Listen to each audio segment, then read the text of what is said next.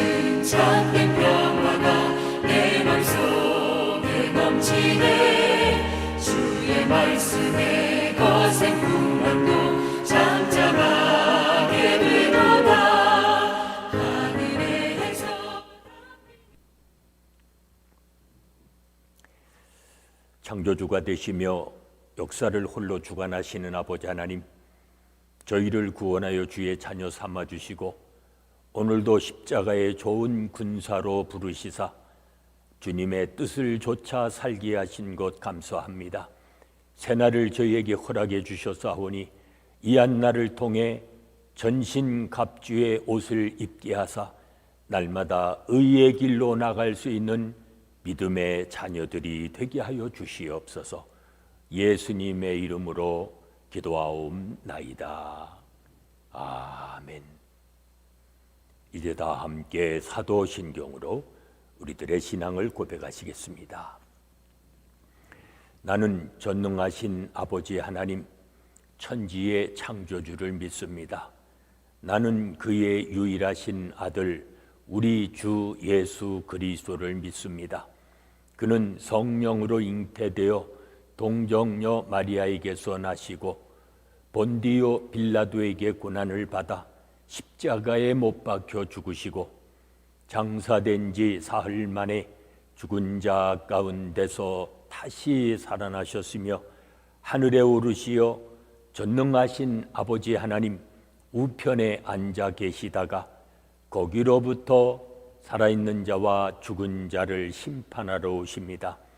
나는 성령을 믿으며 거룩한 공교회와 성도의 교제와 죄를 용서받는 것과 몸의 부활과 영생을 믿습니다. 아멘. 오늘 아침 우리에게 주시는 하나님의 말씀은 마가복음 13장 1절로 13절의 말씀입니다.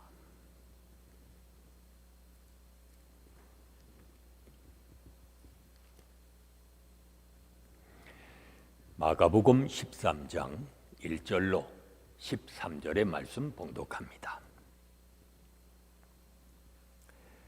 예수께서 성전에서 나가실 때에 제자 중 하나가 이르되 선생님이여 보소서 이 돌들이 어떠하며 이 건물들이 어떠하나이까? 예수께서 이르시되 내가 이 큰 건물들을 보느냐? 돌 하나도 돌 위에 남지 않고 다 무너뜨려지리라 하시니라. 예수께서 감람산에서 성전을 마주 대하여 앉으셨을 때에 베드로와 야고보와 요한과 안드레가 조용히 묻되 우리에게 이르소서 어느 때에 이런 일이 있겠사오며 이 모든 일이 이루어지려 할 때에 무슨 징조가 있사오리이까? 예수께서 이르시되 너희가 사람의 미혹을 받지 않도록 주의하라. 많은 사람이 내 이름으로 와서 이르되 내가 그라하여 많은 사람을 미혹하리라. 난리와 난리의 소문을 들을 때에 두려워하지 말라. 이런 일이 있어야 하되 아직 끝은 아니니라.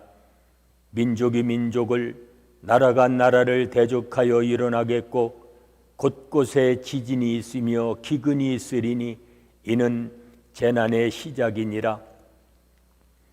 너희는 스스로 조심하라.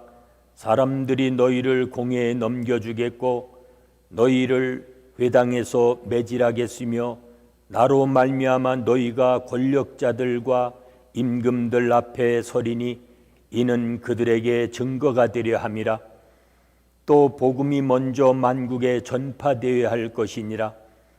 사람들이 너희를 끌어다가 넘겨줄 때에 무슨 말을 할까 미리 염려하지 말고 무엇이든지 그 때에 너희에게 주시는 그 말을 하라. 말하는 이는 너희가 아니요 성령이시니라.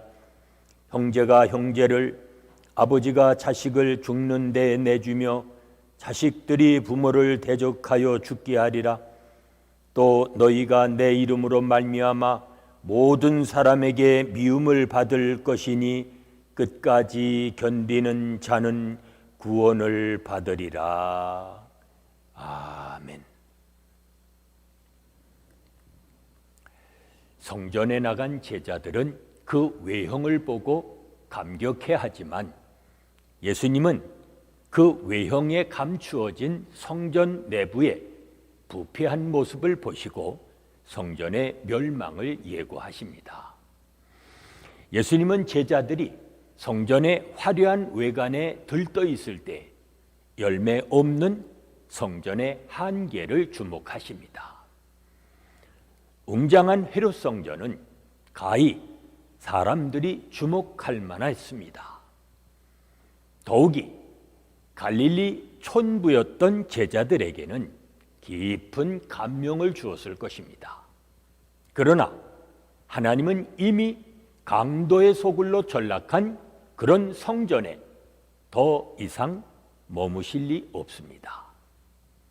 그걸 알아야 합니다. 하나님의 영광이 떠난 성전은 무너질 수밖에 없습니다. 이것이 옛 성전의 한계입니다. 우리는 그 점을 잊지 말아야 합니다.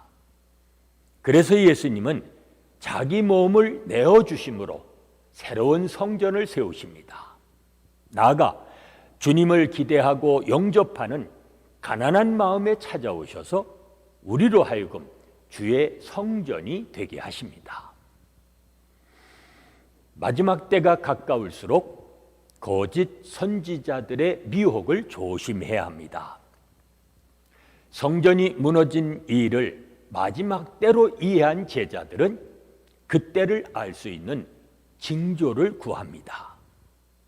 이에 예수님은 그때와 관련하여 먼저 내가 그리스도라 하는 그러한 자들이 있을 것이라고 말씀합니다. 거짓 선지자들이 나타날 것이라는 말입니다. 그들은 세상이 혼탁한 틈을 타서 성도를 미혹하고 넘어뜨릴 것입니다. 그러나 우리가 말씀으로 무장하고 성령의 인도하심을 구하면 주님 주시는 지혜로 우리는 그 모든 어려움을 헤쳐나갈 것입니다. 전쟁, 지진, 기근, 이러한 환난이 닥치면 그것을 말세의 징조로 여기기가 쉽습니다. 그러나 주님은 그것이 끝이 아니라 끝으로 가는 길에 있는 산통과 같다고 말씀합니다. 지금까지 역사적으로 이와 같은 환난이 반복되어 왔습니다. 그러나 산통이 잦아지면 출산이 임박한 것처럼 마지막 때가 가까웠음을 우리 모두가 알게 될 것입니다. 그렇다면 당장의 세상이 끝날 것처럼 또는 반대로 세상이 영원할 것처럼 방탕하지 말고 언제나 준비하는 삶을 살아야 합니다. 무엇보다도 땅 끝까지 복음을 전파해야 합니다. 이 일을 맡은 제자들은 박해에 직면할 것이지만 염려하고 두려워할 필요가 없다고 말씀합니다. 그때그때마다 성령님이 함께해 주실 것이기 때문입니다.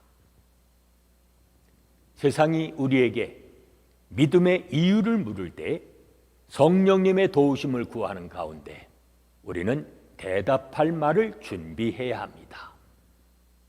오늘도 마지막 때를 준비하며 살아가는 복 있는 삶이 되시기를 바랍니다. 은혜로우신 아버지 하나님, 오늘까지 저희와 함께 하시고 마지막 때를 바라보며 믿음으로 준비하며 살게 하신 것 감사합니다. 한 날 한 날 주 앞에 서는 날을 위해 준비하게 하시고 세상 끝날 잘했다 칭찬받는 믿음의 자녀들이 되게 하여 주시옵소서. 예수님의 이름으로 기도하옵나이다. 아멘. 찬송가 550장 부르십니다.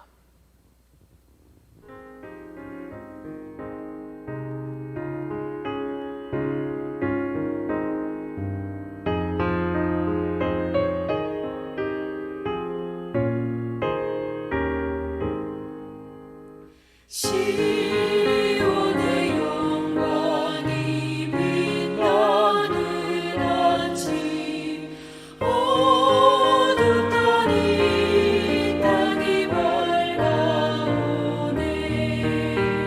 슬픔과 애통이 기쁨이 되니 시온의 영광이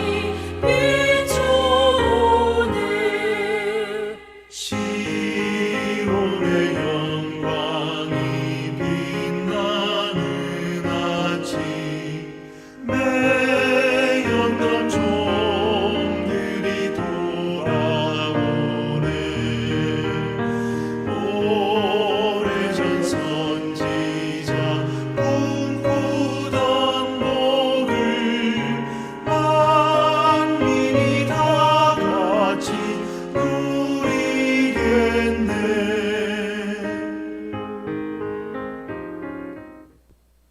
이제 합심해서 중보기도 하십니다. 오늘은 한 주간 세상에 나가 살아가는 우리의 믿음의 형제 자매들, 그들의 일터와 직장과 사업을 위해서 기도하십니다. 연약할지라도 하나님의 보호 안에 있음을 날마다 믿고 살아가는 우리의 자녀들 되어지도록 기도합니다. 어린 양의 군사로서 영적 전투에 담대히 임하는 이 땅의 교회들 되어지도록 기도하십니다. 계속되는 질병, 주께서 속히 종식시켜 주시고 고통받고 있는 수많은 사람들을 건져주시며 우리가 살고 있는 미국 땅 두 권 조국 치유해 주시고 회복하여 주시기를 위해 기도합니다. 오늘도 모든 권세와 영광이 아버지 하나님께만 영원히 있도록 이 시간 합심해서 중보기도 하십니다.